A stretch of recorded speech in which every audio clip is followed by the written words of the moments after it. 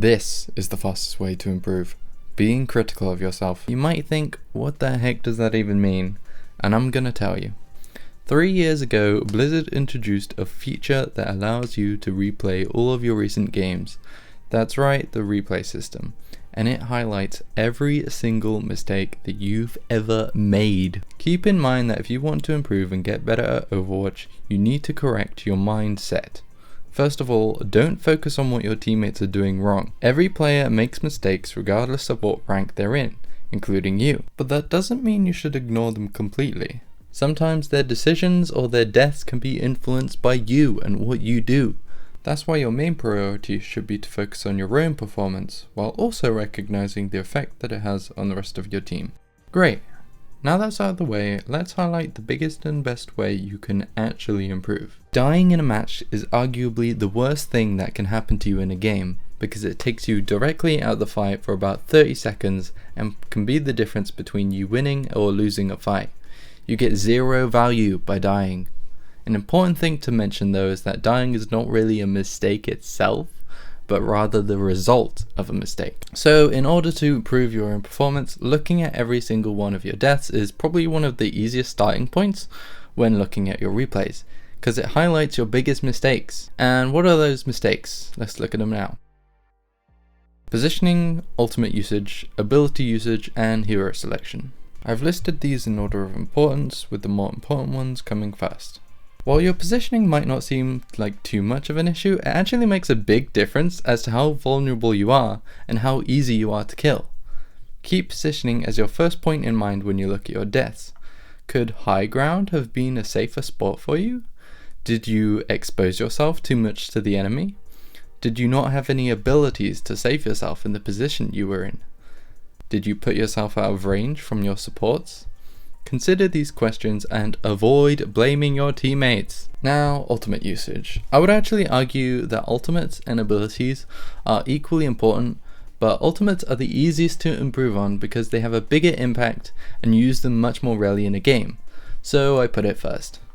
Look at each ultimate you used and firstly consider the timing of your ultimate. Did you use it too late when one of your teammates already died? Did you hold on to it for too long, giving the enemy the first opportunity to win the fight? Secondly, positioning also comes into play here. Could you have used the high ground for your ultimate?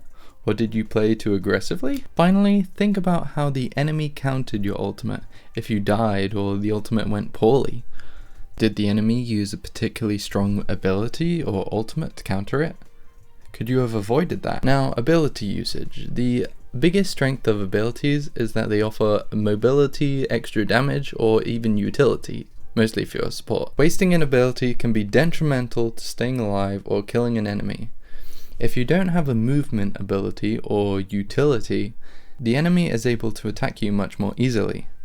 And not having that extra damage ability can hold you back from getting kills. The final way you can improve is by, well, switching. And while I know it's annoying to switch from your main hero, it's best for you to be familiar with 2 or 3 heroes. If you only ever play one hero and the enemy has a counter to that hero, you're gonna have a rough time playing the game. Knowing which hero to switch to is the hardest part, but the general idea is that you should get familiar with at least 2 different playstyles. Now I'm not going to go into too much detail here, but the main playstyles are dive, poke, and rush. Dive means that you rely heavily on abilities to jump on your opponents. These are heroes such as Winston, Tracer, or Kiriko. Rush uses Lucio's speed boost to get closer to the enemy without having to use abilities.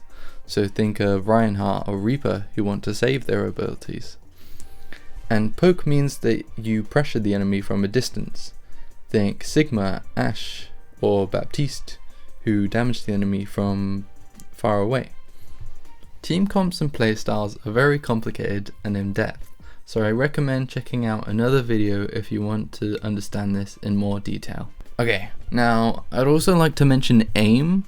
While a good aim is preferably, particularly if you're playing DPS, it's not as essential for other heroes, particularly support, and it won't make as much of a difference as the other reasons I've already mentioned, like the abilities you use or the ultimates. If you're struggling with aiming though, there are some workshop codes I put in the description which you can use to practice in your spare time or while you're in queue.